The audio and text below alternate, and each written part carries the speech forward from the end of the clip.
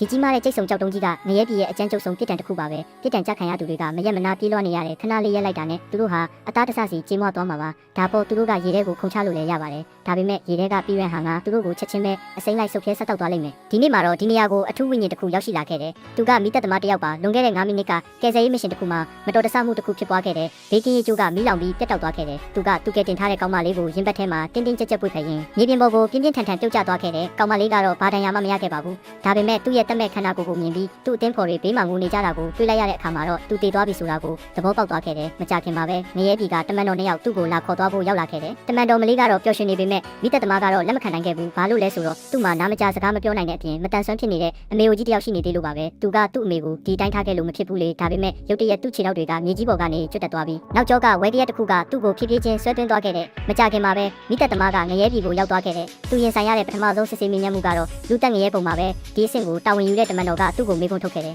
ကယ်ဆယ်ရေးလုပ်ငန်းတစ်ခုမှာဘာကြောင့်မိသက်သမားအဖို့တယောက်ကိုကယ်တင်ဖို့လက်လျှော့ခဲ့တာလဲအဲ့ဒီလုပ်ရက်ကြောင့်လုပ်ဖော်ကိုင်ဘက်ကမီးလောင်တိတ်ဆုံးခဲ့ရပြီးဒါဟာတွယ်ဝိုက်သောအဖြစ်လူတက်မှုကျူးလွန်ရာရောက်တယ်လို့ဆွဆွဲခဲ့တယ်ဒီလိုလေးလံတဲ့အမတ်တရားတွေကိုပြန်ရင်ဆိုင်ရတဲ့အခါအပြစ်ရှိတယ်လို့ခံစားနေရတဲ့မိသက်သမားကစိတ်နေခဲ့တယ်ဒါပေမဲ့အဲ့ဒါကတကယ်ပဲဇလန်းအဆဆုံးဟုတ်ရဲ့လားအဲ့ဒီနောက်မှာတော့သူ့ဘက်ကနေကာကွယ်ပေးဖို့တာဝန်ကျတဲ့တမန်တော်ကအမှန်တရားကိုဖွင့်ချပြခဲ့တယ်တကယ်တော့အဲ့ဒီအချိန်တုန်းကသူ့လုပ်ဖော်ကိုင်ဘက်ကကြောက်ပြားကြီးတစ်ခုပြီးနေပြီးလှုပ်လို့မရခဲ့တာပါအဆောက်အုံကလည်းပြိုကျတော့မဲ့အခြေအနေမှာရှိနေပြီးသူ့လုပ်ဖော်ကိုင်ဘက်ကပဲမိသက်သမားကိုအရက်သားတွေကိုအရင်ကယ်ဖို့ပြီးမှသူ့ကိုပြန်လာကယ်ဖို့အခိုင်အမာပြောခဲ့တာဖြစ်ပါတယ်လူရှိယောက်ကိုကယ်တင်ပြီးတဲ့နောက်မှာမိသက်သမားကသူ့လုပ်ဖော်ကိုင်ဘက်ကိုပြန်ကယ်ဖို့ကြိုးစားခဲ့ပါသေးတယ်ဒါပေမဲ့အဲ့ဒီအချိန်မှာတော့အချိန်မမီတော့ပါဘူးအဆောက်အုံကပြိုကျသွားခဲ့နေပါပြီအမှန်တရားကိုသိရှိသွားတဲ့အခါမှာတော့ဒီစစ်ဆေးမှုကိုဥဆောင်တဲ့တမန်တော်ကမိသက်သမားကိုအပြစ်မရှိကြောင်းကြေညာခဲ့ပါတယ်နောက်ပြီးတော့သူတို့ဒုတိယအဆင့်ဖြစ်တဲ့ပြည်ကြီးငရဲဘုံကိုရောက်လာခဲ့ကြတယ်ဒီဘုံကဝိညာဉ်တယောက်ဟာသူ့ဘဝမှာလုံးလဝီရိယရှိနေထိုင်ခဲ့သလားဒါမှမဟုတ်အချိန်တွေကိုဖြုံးတိခဲ့သလားဆိုတာကိုတရားစီရင်တဲ့နေရာပါဒီအဆင့်ကိုအုပ်စိုးသူကတော့ကျင်နာတတ်တဲ့အဖွားအိုတယောက်ပါသူမကမှန်တစ်ချက်သေးကိုကြည့်လိုက်တဲ့အခါမှာမိသက်သမားရဲ့ဘဝတစ်လျှောက်လုံးကိုမြင်တွေ့ခဲ့ရတယ်သူဟာဘဝတစ်လျှောက်လုံး